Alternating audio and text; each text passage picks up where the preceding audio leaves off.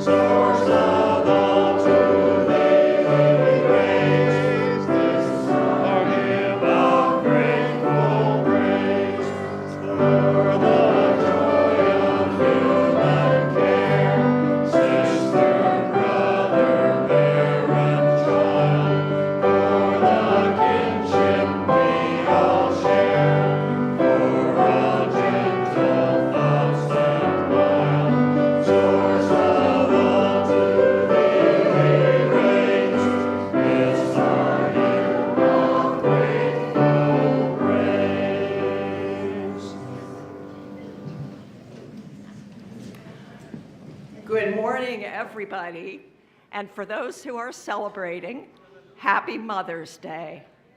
Of course, I'm not Catherine Bonner. I'm Louise Moschanist, and I'm a brand new member of the Board of Trustees here at UUSRQ, and that's not a radio station. That's our name.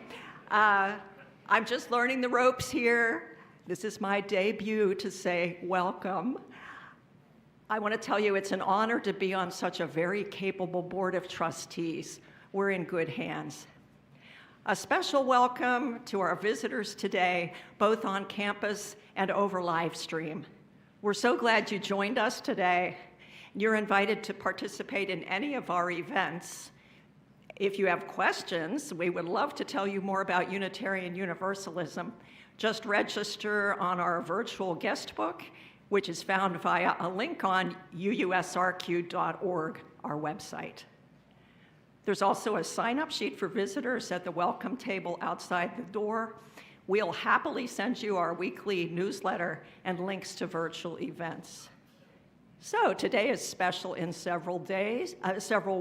For one, everyone's invited to our monthly potluck lunch after the service. Hopefully the rain holds off and we can be outdoors.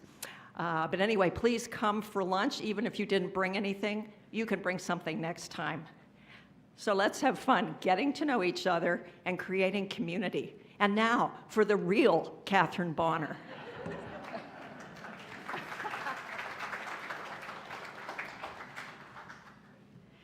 It is my great pleasure to have our guest artist, Margie Gibson, come up to our stage to share with us her vocal talents. Margie is a singer, songwriter, recording artist who now lives in the area after retiring from the entertainment industry in Los Angeles and Chicago. You may also recognize her for being part of our choir. Welcome, Margie.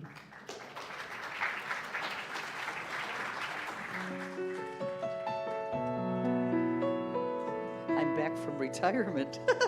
Thank you. What do you give to the lady who has given all her life and love to you? What do you give to the reason you are living? I could window shop the world until I'm through.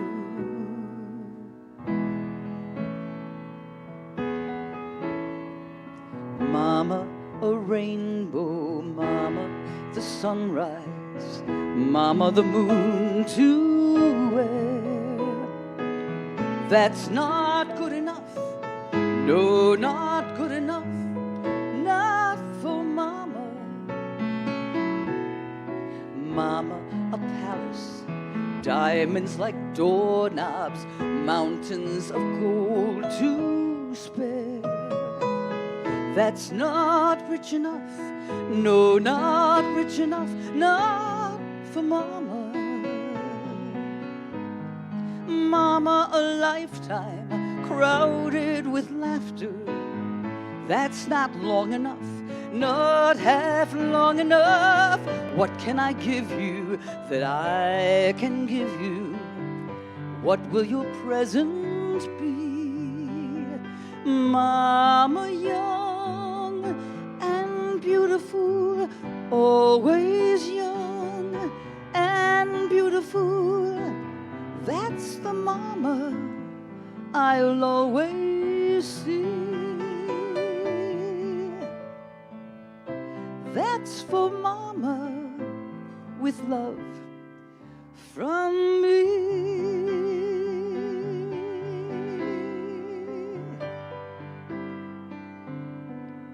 Happy Mother's Day.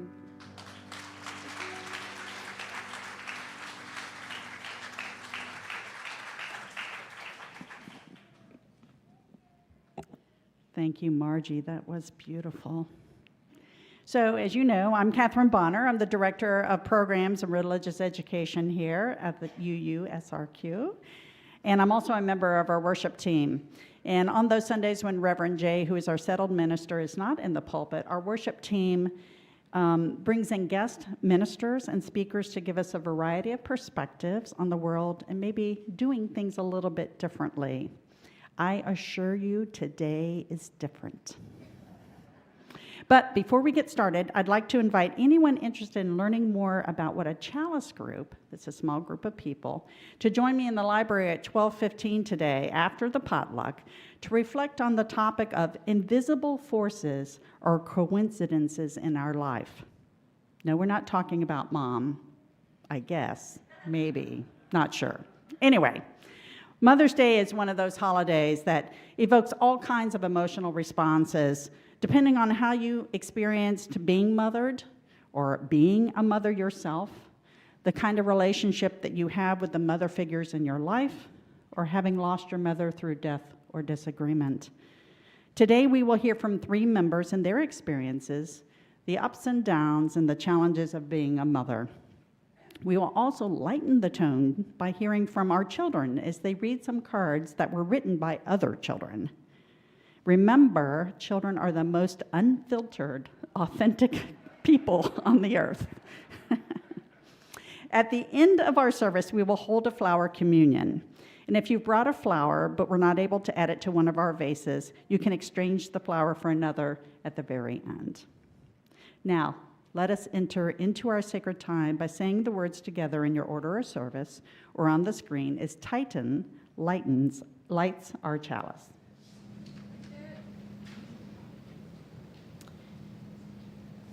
We declare that every person is inherently worthy and the right to flourish with dignity, love, and compassion.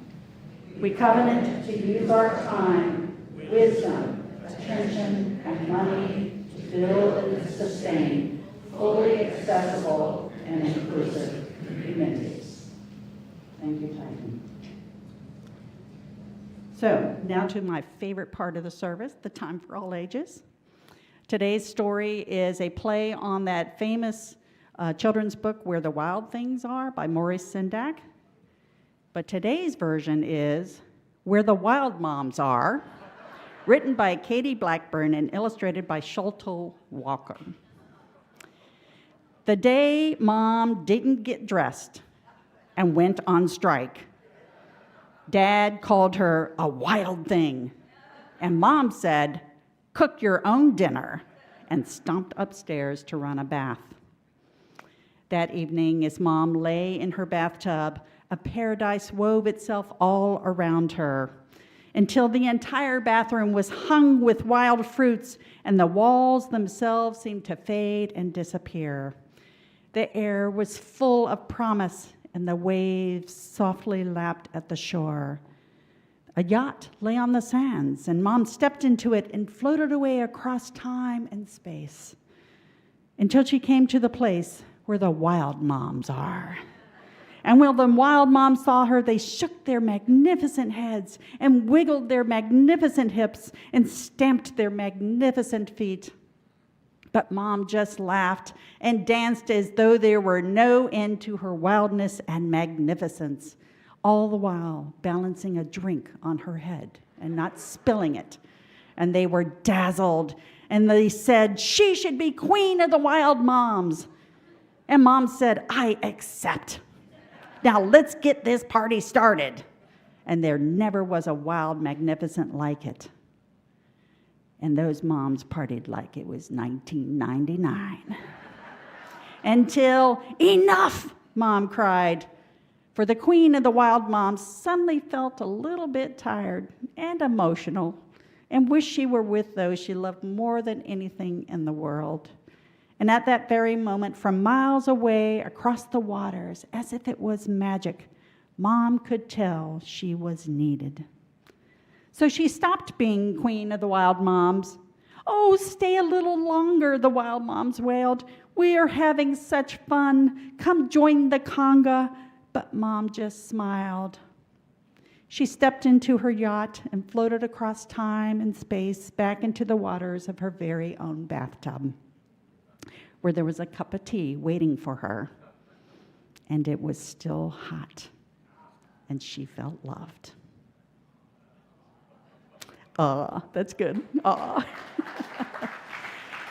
So, the job of being on call 24/7 is a nurturer, a caregiver, the cleaning help, the psychologist, the nurse, the chauffeur, the chef, and the disciplinarian can be overwhelming at times and can wear you down. That's why the youngest child rarely is raised with the same level of discipline as the first child in the household.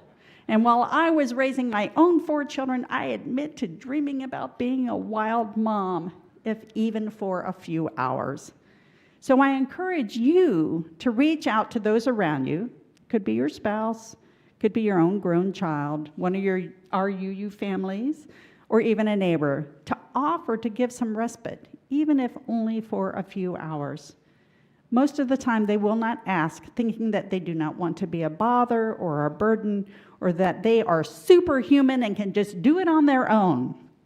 But by giving respite, not only will you give joy, but you will find joy too. So now I'm going to invite those of you who are in the sanctuary who are less than 7 years old, 7 years or less, except you, Clark, you have to stay, to join Miss Emmy in the West Wing for an art project. And if you're older than 7, I invite you to stay here for our intergenerational service. And if you get bored, you can always doodle in the back of the sanctuary. So now let us hear again from Margie Gibson. Thank you.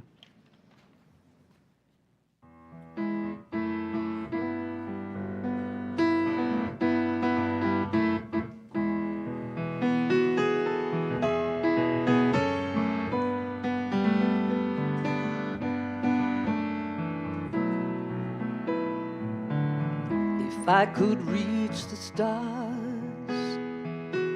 I'd pull one down for you and shine it in our hearts so we can know the truth.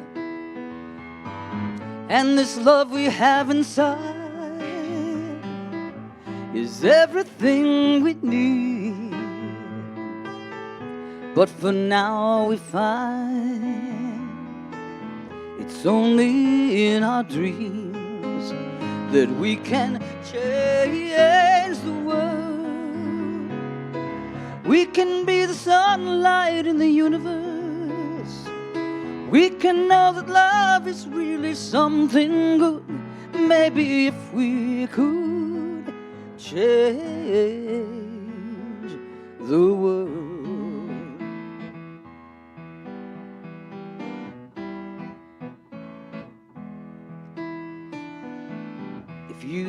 could be a king, even for a day. I could play a queen, and we would have our way, and our love would rule in this kingdom that we made. But for now, let's not be fooled. We'll have it no other way, and we can change the world. We can be the sunlight in the universe, and we can know that love is really something good. Maybe if we could change the world, maybe if we could change the world.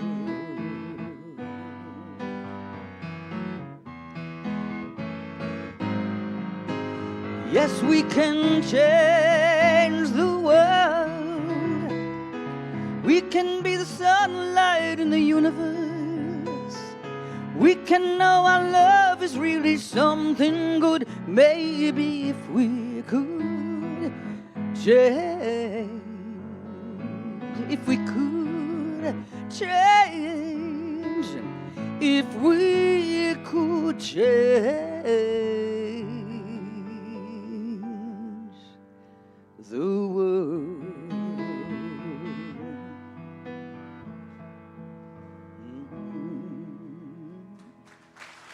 Thank you, Di.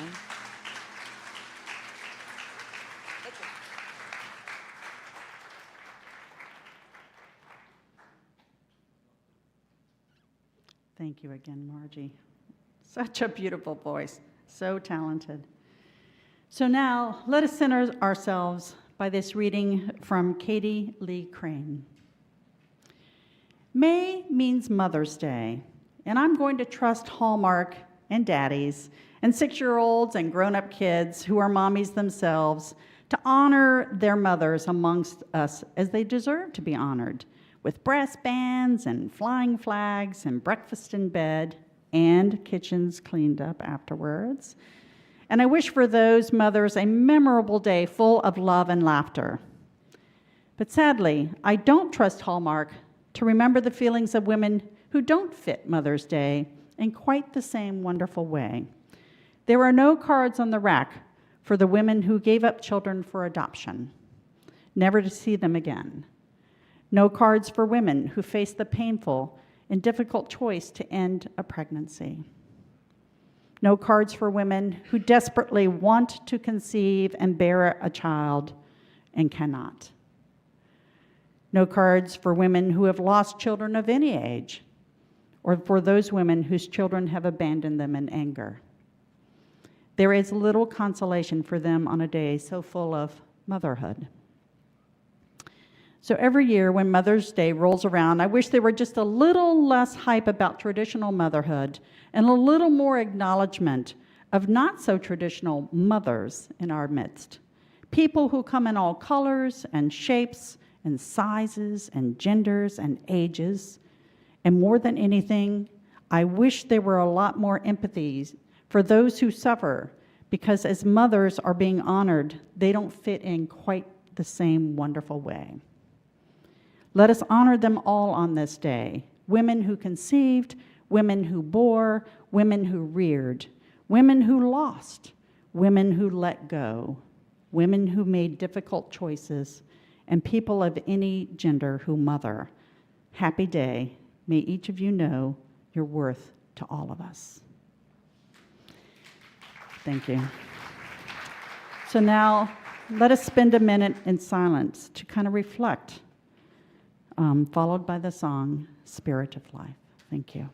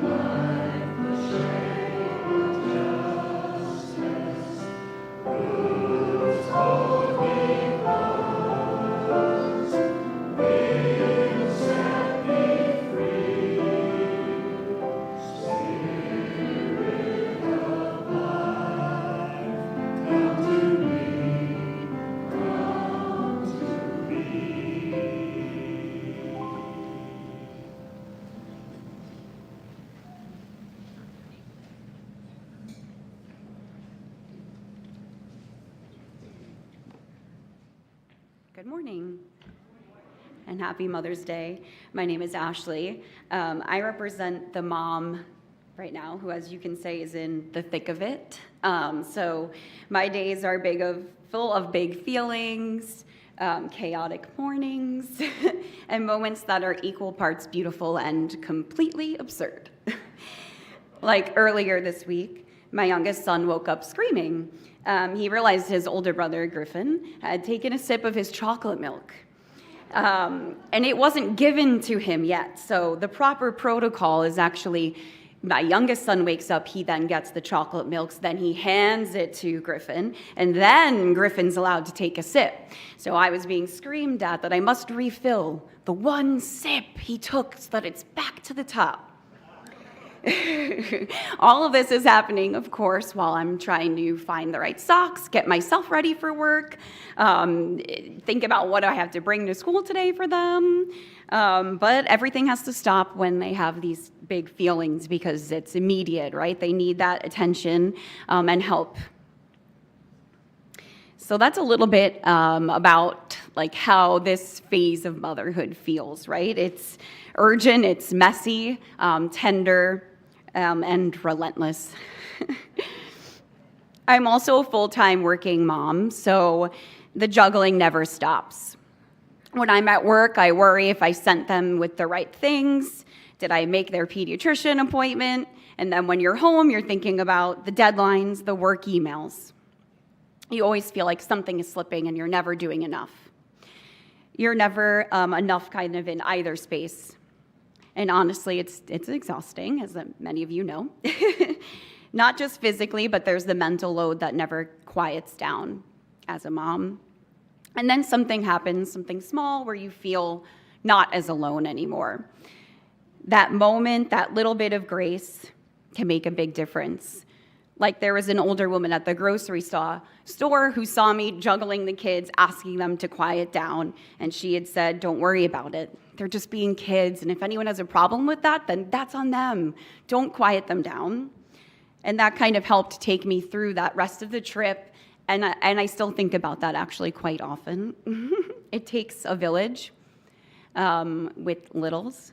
Whether it's the grocery store stranger or the TSA agent who just smiles and patiently waits for you to get through the line, or even just the supportive family. These small acts of community, of care, and grace really matter more than we realize. That's what I love about this community. Our faith affirms the inherent worth and dignity of every person. UU reminds us to see each other fully, not just at our best, but as we truly are, imperfect, striving, tired, and loving. So if I could offer one message today, it would be this: give everyone, including yourself, a little grace. We're trying, we're tired. You never know the weight that someone is carrying quietly. But a moment of compassion, a held door, a warm glance, a little bit of patience can carry us so much further than you think. So thank you all for being a part of our village.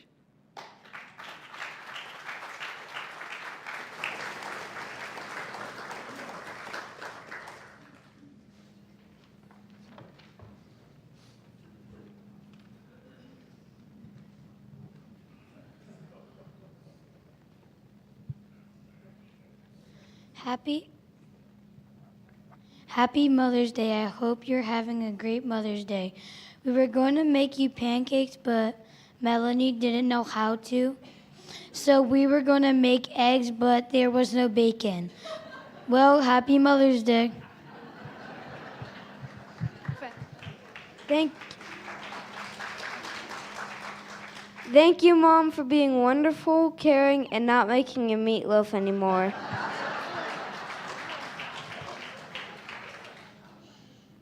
In the animal kingdom, moms are the one thing you can't beat. Finish him, Mom.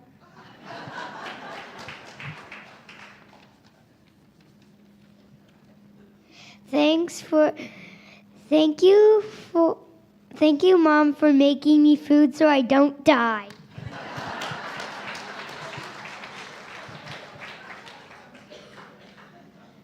I love Mom because she has furry legs.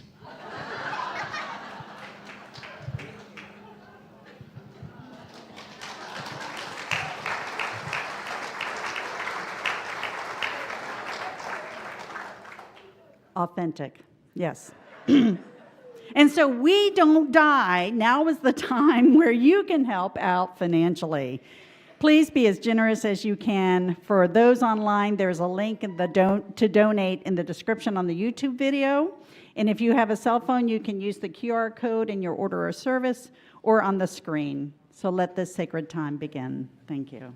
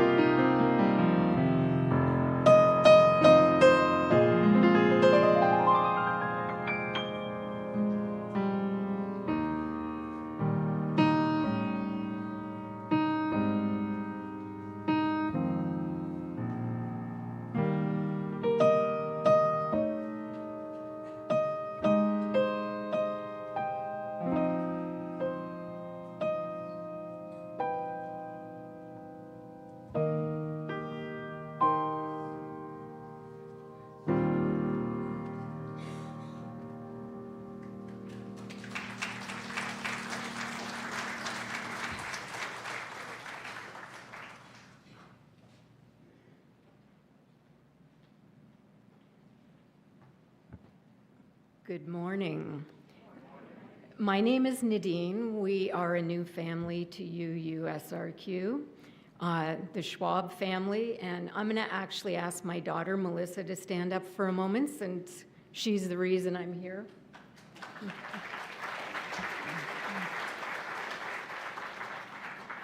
So I'm here representing the non-traditional family. Non-traditional in a way that we were old, and we adopted from a different country. And let me tell you how all this happened. This is a picture of our very first family vacation 5 months after adopting. So you can see the ages that we all were. Kevin and I were not spring chickens. Our kids were a little bit older. So I knew from a very young age that I wanted to adopt children. I don't know why I knew that. I don't know what it was. People would say to me, "Don't you want to be a real mom?" I don't know what that means, but it doesn't really matter to me. As I got older, never went away. I wanted to adopt, and I wanted to adopt older children. Again, I don't know where that came from, but it stuck. And then I met Kevin, and I thought, oh my God, what a great guy. He's going to want to have his own kids. I told him this was a deal breaker, and he said, "I'd rather have you than my own children." I will never forget how that felt, knowing someone shared that with me and loved me enough to say biology doesn't matter. Having a family with you does. And it still makes me feel the way you hear right now. So to fast forward a little bit, it took 7 years for the adoption process to happen. And by the time we found out that we could actually become parents, we had gone through 7 years of FBI clearances, home studies, training, people coming to our house, people coming into our lives telling us we were good enough, we weren't good enough, we communicated well, we didn't communicate well. In the meantime, we had these kids sitting in Colombia waiting for their parents. I would encourage anybody who has anything to do with the adoption community to please reach out and try and fix that problem, but that's a whole other thing. In the meantime, our kids were sitting waiting. 7 years later, we finally got the call that said, "Hey, you know what? You can become parents now." And we were in our 50s. Our kids were 8.5 and 11 at that point. So Melissa, who you just met, was 8.5 years old in this picture, and her brother Mateo, and I'm looking at the picture, is down the back as well. That big smiling face of his, he was 11 years old, and we finally created our family. Fast forward, was I going to be a real mom? All these people, all those years had said, "Don't you want to be a real mom? Don't you want to be a real mom?" And I thought, what if we adopt and I'm not a real mom? What if it doesn't feel like I'm a real mom? What are we going to do then? That's when it hit me that I might not be a real mom. It had never occurred to me before that. Then we started with the family dynamics. The fighting, the yelling, the screaming, the nurturing, the cheerleading, all of the things that real moms experience. I still didn't know if I was a real mom. The day one of my kids said to me, "I hate you, you're the worst mom ever," I started to laugh and I thought, oh my God, I'm a real mom. That's what I knew, I was a real mom, because I was a mom enough that they hated me. So, to all the moms out there who have ever been hated, good for you. You're doing your job. And for everybody else out there who has nurtured a child, given any kind of positive feedback to a child or a family member, happy Mother's Day to you, regardless of your gender or your identity or anything else, because as we now know, families come in all shapes, sizes, and everything in between. So if you ever question if you're contributing or if you're a real mom, you're a real mom if you're helping. Thank you all so much. And just before I close, my mom hasn't been with me for 11 years. I miss her every single day, and I wish she had met our kids and she didn't. And they so missed out on meeting her. And I want to wish her a happy Mother's Day. And to all of you, enjoy the rest of your day.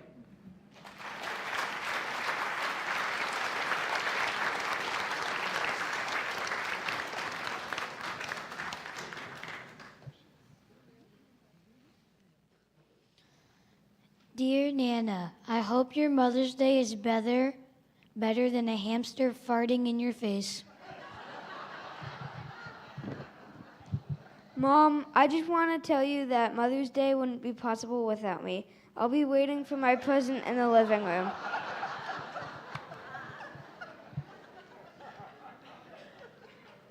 Redeem this coupon and I'll take out the trash 0 times.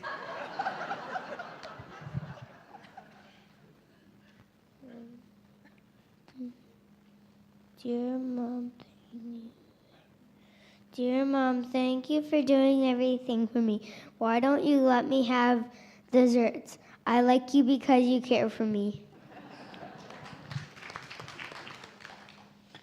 Dear Mom, I love you so much. I really love you no matter what you are, a UFO or what. I will be your son no matter what. And Mama, when I ask for a laptop, you have to trust me, okay?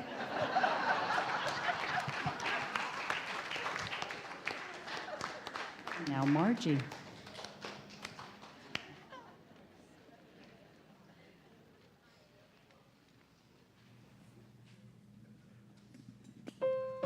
Are these all for me?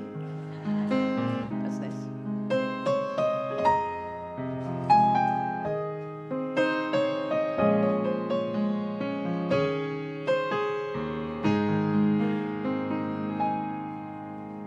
So many things we can't control. So many hurts that happen every day. So many heartaches that pierce the soul.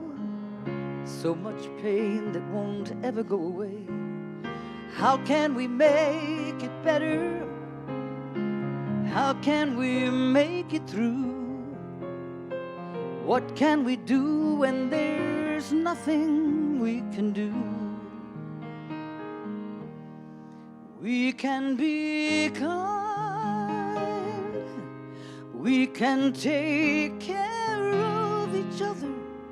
We can remember that deep down inside we all need the same thing.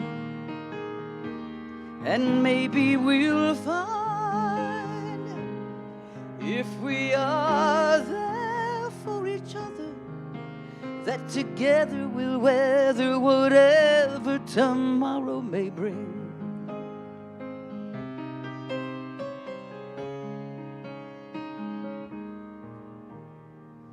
Nobody really wants to fight. Nobody really wants to go to war. If everyone wants to make things right, then what are we always fighting for? Does nobody want to see it? Does nobody understand? The power to heal is right here in our hands. And we can be kind. We can take care of each other. We can remember that deep down inside we all need the same thing. And maybe we'll find, if we are there for each other, that together we'll weather whatever tomorrow may bring. And it's not enough just to talk about it. It's not enough to sing a song. We must walk the walk about it. You and I, do or die. We've got to try to get along. We can be kind. We can take care of each other. We can remember that deep down inside we all need the same thing. And maybe we'll find, if we are there for each other, that together we'll weather whatever tomorrow may bring.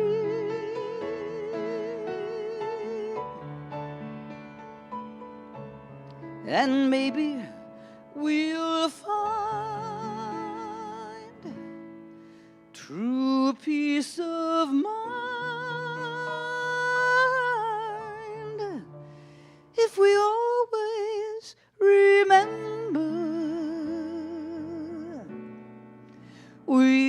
can be kind.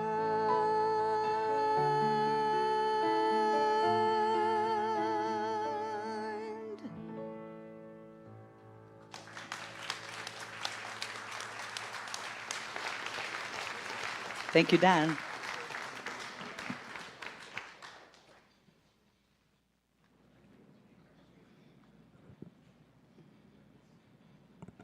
Good morning. When Catherine asked me to speak about being a mother, I thought, what can I possibly say that hasn't been already said? Then I remembered what my grandmother used to tell me, which was, an apt quote is better than an original idea. I believe she was quoting Mark Twain. So I'd like to start with a quote from The Wild Robot, a DreamWorks movie based on the book by Peter Brown. Has anyone seen it? If you haven't, I strongly recommend you do. Even though it's a children's movie, it's also for adults, like a lot of them. Only watch it, though, if you like laughing, crying, feeling all kinds of emotions. It's one of those. Briefly, the robot is on an island inhabited only by animals, and a baby goose has imprinted on the robot and thinks it's his mother. Well, it turns out parenting is way beyond the robot's programming protocols, which is kind of how I felt when I was a first-time parent. Honestly, is anyone ever truly prepared to be a parent? I wonder. So back to the movie. A fox is trying to teach the robot how to tell a bedtime story to get the gosling to sleep. The fox's teaching method is to start a sentence of the story and then cue the robot to fill in the blanks. One of his sentences begins something like, "And when the robot finally sees her baby gosling, she feels," and the robot says, "crushing obligation." Yes, I laughed too. It's hyperbole, right?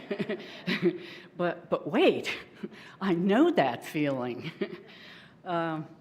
Thankfully, over the years, I've learned that along with crushing obligation and other responsibilities, but especially those related to parenting, there comes a sense of purpose and accomplishment and other more existential rewards like personal growth and strength of character. I didn't understand any of that when I was raising my son in the 80s as a single mom. My parents, who lived about 500 miles away, gave me a copy of Dr. Benjamin Spock's book, Baby and Childcare, and basically said, "Good luck." Well, I was immature, inexperienced, and overwhelmed most of the time. And sometimes I look back and I wonder how I survived. I did my best, of course. I believe most parents do. But hindsight has revealed a few things I might have done a little differently. My son Darian is in his early 40s now and still trying to find his footing. We were estranged for many years, but now can usually tolerate each other. Even sometimes we're friends. And more importantly, I think we're both trying to heal the relationship. Which reminds me of an Irma Bombeck quote. "If we're lucky, our children will forgive us. Darian has one child, my favorite grandson, Titan, who was up here in the red Mickey shirt reading, and who I'm sure I'm embarrassing right now. Titan and I have been living together since his mommy died last year in February. And we wish Sadie could be with us on this Mother's Day. Last Mother's Day, we created the memorial garden that's pictured on the screens. And I wonder if we could take just another moment to be silent and remember all the mothers who are missing from our lives.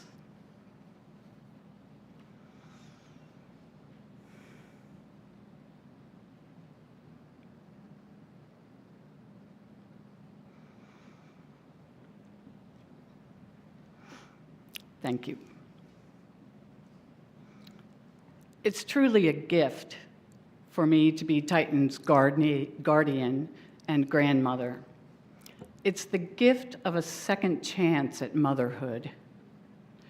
And I'll tell you, that hindsight I mentioned previously is really coming in handy. For one thing, I understand the importance of self-care now. Put the oxygen mask on yourself first, right? I don't know who said that first, probably an airline employee or something, but it's true. The better shape I'm in physically, spiritually, and emotionally, the better role model I can be. And for another thing, I've given up on perfection. Being a role model, it doesn't stress me out nearly as much this time around because I know that role models aren't perfect. Yes, we're human. We make mistakes. And any of you who know Titan, I'm sure, won't be surprised to hear that he doesn't hesitate to call me out on my mistakes or my occasional hypocrisy. I can still hear my Father's voice saying, "Do as I say, not as I do." Remember that?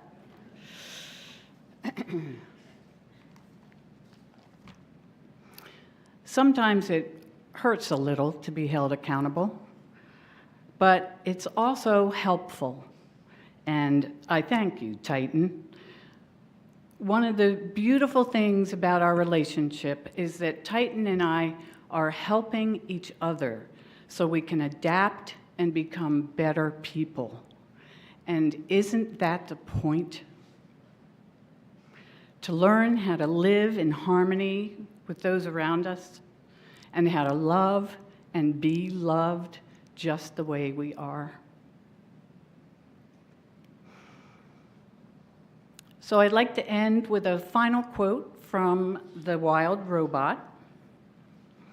After the robot makes her crushing obligation comment, the fox quickly corrects her by saying, "She feels very lucky to be a mother." Thank you.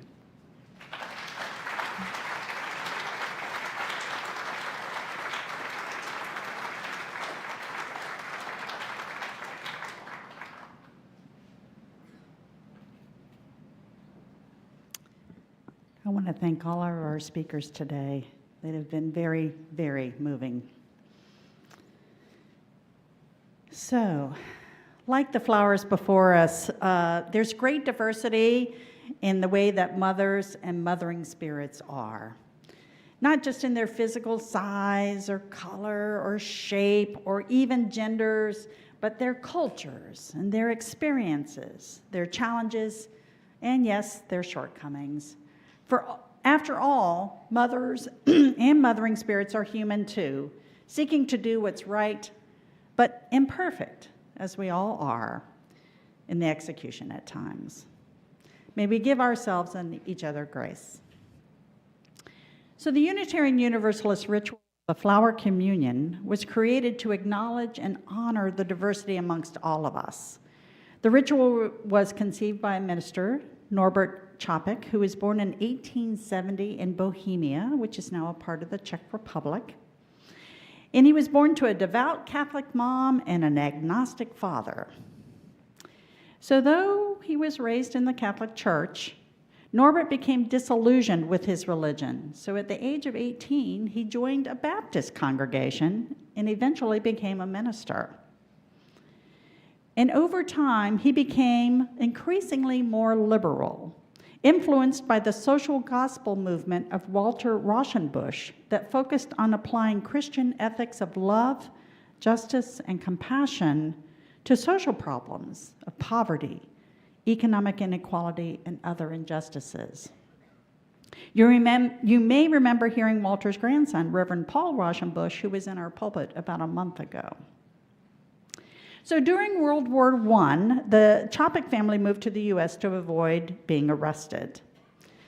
And after the war ended, he and his wife, Maya, decided to return to Czechoslovakia to play a part in its spiritual reawakening.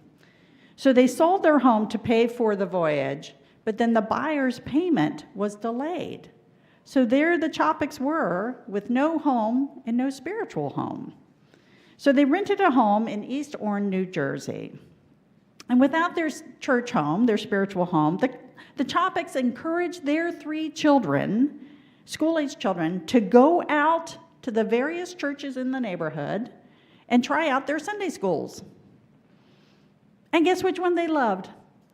The First Unitarian Church of Essex County. They came back and raved about their Sunday school program. And so Norbert and Maya attended for the first time, and there they found not only clear heads, but warm hearts too. Yay, Sunday school. I'm just going to put that out there. That's right. So Norbert and his wife, they became members of the congregation, and Norbert converted to being a Unitarian minister.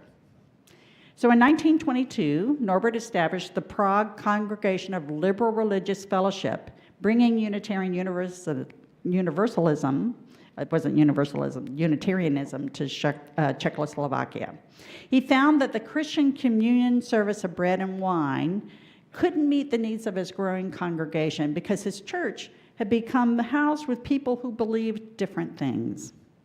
So in 1923, he asked his congregants to bring a flower to church from their gardens or the field or the roadside. And they asked, what kind? What color? What size? And Norbert said, well, you choose. Each of you choose what you like. So they brought him flowers of all kinds, in pink and purple and orange and gold, yellow daisies and red roses. In his sermon, he said, these flowers are like ourselves, different colors and different shapes, different sizes, each needing different kinds of care, but each beautiful, each important and special in its own way. So let us now honor our diversity here today and all the mothers and the mothering spirits by being part of this flower communion. We will have a short blessing of the flowers, and then they will be taken outside by our young children and our ushers. Ushers, I hope you're hearing me. Outside the congregation doors, and as you leave, you will be given a flower, or you may take one from the vase. So let us bless our flowers. And this blessing was written by Norbert Chopik. Infinite Spirit of life, we ask thy blessing on these, thy messengers of fellowship and love. May they remind us amid our diversities of knowledge and gifts to be one in desire and affection and devotion to thy holy will. May they also remind us of the value of comradeship, of doing and sharing alike. May we cherish friendship as one of thy most precious gifts. May we not let awareness of another's talents discourage us or sully our relationship, but may we realize that whatever we can do, great or small, the efforts of all of us are needed to do thy work in this world. Amen. So now if I can have my ushers and the children, if you'll take the flowers outside, just outside the sanctuary doors. Yep, carefully. That's why we're having adults come help you.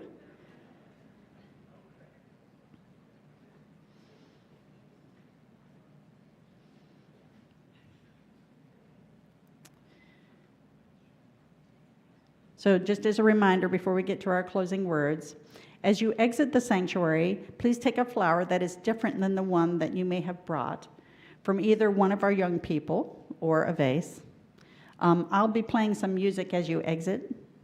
It's just for ambiance. You don't have to sit and listen if you don't want to. So here's our closing words. May the flower you receive today remind you that each of us is different and unique, and when we gather to worship or learn, we create a bouquet of beautiful people. So let us now extinguish the chalice.